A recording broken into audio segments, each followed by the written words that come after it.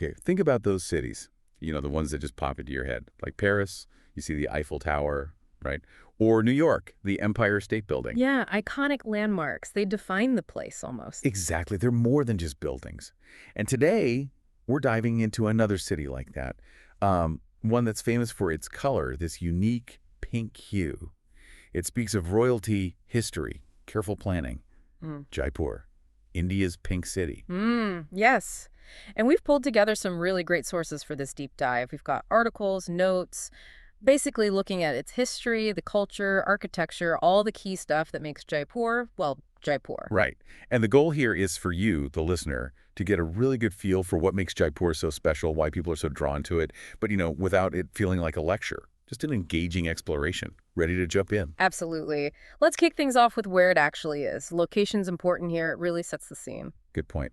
So we're talking northwestern India. Jaipur is the capital of Rajasthan, which is a pretty big deal in itself. It is. And for tourists, it's huge. A major destination. Definitely. It's one corner of that famous Golden Triangle route, right? Along with Delhi and Agra. That's the one. So its location makes it a massive cultural hotspot, drawing people from everywhere who want to experience that unique Rajasthani heritage. Okay, so a major stop for travelers. But its story goes way back, doesn't it? It wasn't just, poof, there's Jaipur. Not at all. That's really key. It was officially founded in 1727. The man behind it was Maharaja Singh II. And he moved his capital, didn't he, from Amber? Exactly. They were based at Amber Fort, which is incredible, by the way, but they were facing some practical issues. Like what sort of issues? Well, the main things were a growing population and water becoming scarce up there at Amber, so they needed a new spot. But the really fascinating part isn't just that they moved, it's how they built the new city. Ah, right. Because Jaipur was India's first planned city. That sounds incredibly forward-thinking for, what, the early 1700s? It really was quite revolutionary. The whole city grid, the layout, it was designed from the ground up, based on principles from Vastu Shastra. That's the ancient Indian architectural science. Yes, exactly. All about spatial harmony, orientation, that kind of thing. And also Shilpa Shastra, which covers arts and crafts. So every street, every building orientation was carefully considered. It makes you think about how that planning affected life there over centuries. So it wasn't just about space. It was about creating like an ideal city based on these traditional ideas. Fascinating. Okay, let's talk about the pink. The pink city name, where did that come from? Well, that has a very specific origin story. Fast forward to 1876, the city was painted this specific terracotta pink color. White pink. It was to welcome Prince Albert, Queen Victoria's husband, during his tour of India, a grand gesture. A royal welcome, literally painted across the city. But it stuck, didn't it? It wasn't just for the visit. No, it became a tradition, and now that color is really seen as a symbol of hospitality, which is huge in Rajasthani culture. So it's more than just paint. It's tied into the city's identity, its history. It's like the city itself is always welcoming you. That's a really nice thought. Now, you mentioned the planning. Can you give us a sense of what the old walled city feels like? Okay, picture this. You've got these sturdy walls, big gateways. Then you go inside, and it's surprisingly orderly. A grid system.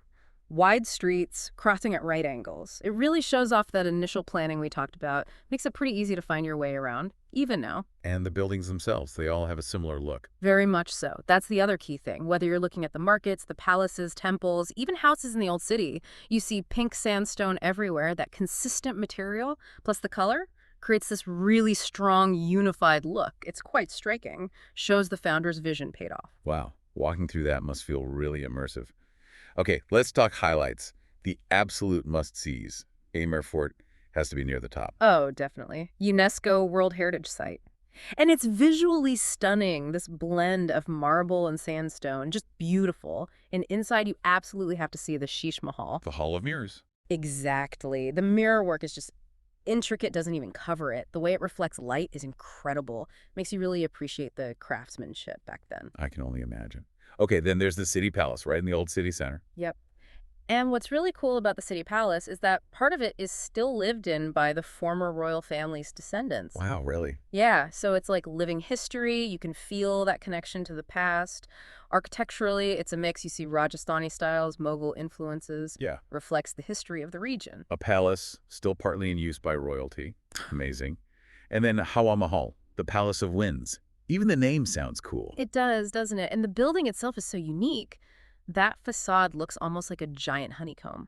It has, get this, 953 little windows. 953. Why so many? Well, the story goes they were designed so the royal women could watch street festivals and daily life below without being seen themselves. A clever bit of design, really, considering the social norms back then. The genius. Privacy and a view. Okay, next up, Jantar Mantar. This isn't a palace, is it? No, totally different. Jantar Mantar is an astronomical observatory. Built by the same Maharaja, Jai Singh II, he was apparently really into astronomy. Ah, the founder again. Right. And this place has these massive architectural instruments for tracking stars and planets, including the Samrat Yantra. It's the world's biggest stone sundial. It's just mind-blowing, the precision they achieved back then. A giant sundial. Yeah. Shows how advanced their understanding was. Yeah. Now, for views of the city, you need to head up high, right, to the forts. Exactly. Narhagar Fort and Jaigarh Fort. They sit up in the Aravalli Hills overlooking Jaipur. The panoramic views are just spectacular. What's the difference between them? Well, Jaigarh was more of a military stronghold historically. Nahargarh is maybe more famous today for sunset views. You really get a sense of the city's planned layout from up there. Those views must be incredible, especially at sunset. Okay, back down in the city, there's the Albert Hall Museum. Yeah. One of Rajasthan's oldest museums. And the building itself is gorgeous. It's Indo-Saracenic style, Which is a mix of Indian and Islamic architectural styles. Really interesting fusion. Inside, tons of artifacts, art, history, gives you a deeper dive into the region's culture. history inside history. Cool. And finally, maybe the most famous image of Jaipur, the Jal Mahal, the palace in the lake. Right, it just sits there serene in the middle of Mansagar Lake. It looks amazing, especially with the hills behind it. You usually can't go inside, but just seeing it, it's very picturesque. Almost looks like it's floating. Yeah, dreamlike is a good word. Okay, landmarks covered.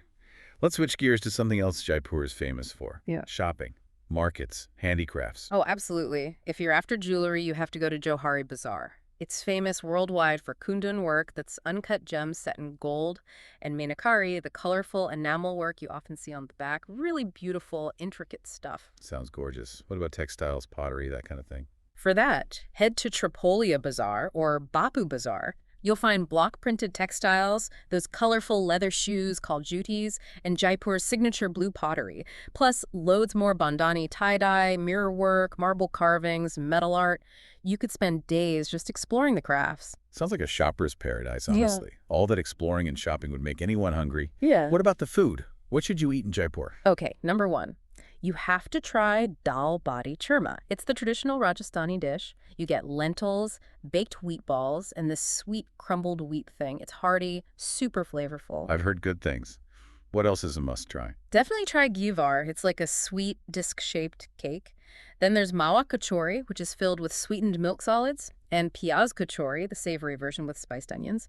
Oh, and lassi, of course, the yogurt drink. And for meat eaters, lal maz, it's a spicy mutton curry, really famous. Okay, my stomach's rumbling now. Uh, Where are the best places to try all this? Well, there's a great mix. Rooftop restaurants are really popular, especially for dinner with city views. For a real heritage vibe, you could eat at 1135 AD, which is actually inside a mere fort. Inside the fort. Or there's LMB Laxmi Mistan Bhandar. It's legendary for sweets and snacks, been around forever, a real local institution. Eating with a view or surrounded by history. Sounds perfect. Beyond the sights and food, what's the general vibe, the culture like? Jaipur feels very much like the heart of Rajasthani culture. You'll see folk music, traditional dance performances. It's very vibrant. And it hosts the Jaipur Literature Festival. Oh, yeah, I've heard of that. It's huge, isn't it? The world's largest free literary festival, which is pretty amazing. It draws writers and readers from all over the globe. Shows the city's got this intellectual side, too. That's seriously impressive. Celebrating old traditions and modern literature. What about festivals? India is famous for colorful celebrations. And Jaipur goes all out. Big festivals like Tej, Gangar, Diwali, Holi, they're celebrated with huge enthusiasm. Plus, they have some unique ones, like the Elephant Festival. Elephant Festival. Yeah, elephants all decorated, parades. It's quite a sight. And the Kite Festival during Makar Sankranti, the sky just fills with colorful kites. It's beautiful. An elephant festival sounds unforgettable. Oh, so if someone's listening and thinking, I need to go, what about places to stay? Lots of options. Jaipur is famous for its super luxurious heritage hotels. Actual palaces turned into hotels, like Ramba Palace or Raj Palace. An incredible experience if that's your budget. Right, the full royal treatment. Exactly. But there's plenty for other budgets too. Good budget hotels, lovely little boutique homestays for a more local feel, and hostels too for backpackers. Something for everyone, really. Good to know. And practically speaking, getting there and getting around, Yeah. easy enough. Yeah, pretty straightforward. Jaipur has an international airport, good connections. Jaipur Junction is a major train station, links you all over India. Roads are decent too, especially the highway to Delhi that's about, 270 kilometers. And Agra, Ajmer, Udaipur are all reachable. And inside the city. The Jaipur Metro is making a big difference for getting around locally. It's still growing, but it definitely helps. Okay, so accessible and navigable. What if you want to explore around Jaipur? Any good day trips? Oh, definitely. Pushkar isn't too far, about 145 kilometers. It's a holy town, famous for its Brahma temple and lake. Ajmer is even closer, around 130 kilometers, known for the Dargah Sharif shrine. Any natural spots? You could visit Sambar Lake, India's biggest inland saltwater lake. And for something historical but different, check out Chand Bawari. It's an ancient stepwell near Abhaneri, about 1,200 years old. Amazing geometric patterns. Wow, so Jaipur is a great base camp for exploring Rajasthan too. Yeah. Okay, let's bring it to the present. What's Jaipur like today, beyond the history?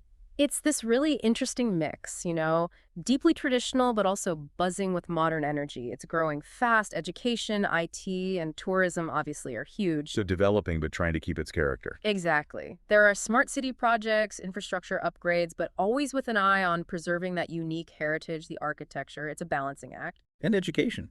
You mentioned that sector is growing. Yeah, it's got some major institutions, MNIT for engineering, IHMR for health management, Amity University, NIMS University. Quite a few big names contributing to the city's brainpower. So it's not just stuck in the past. It's a historical gem, yes, but also a living, breathing, growing city. More than just a pretty pink facade. Absolutely. You've got the planned history, the iconic color, these incredible buildings, the vibrant culture, but also this forward momentum. Right. So maybe something for you, the listener, to think about. In a world where so many cities start to look the same, how does a place like Jaipur, with such deep roots and that deliberate design, hold on to its unique character so strongly? And maybe what can we learn from that mix of old and new when we think about our own cities? Just a thought to take away.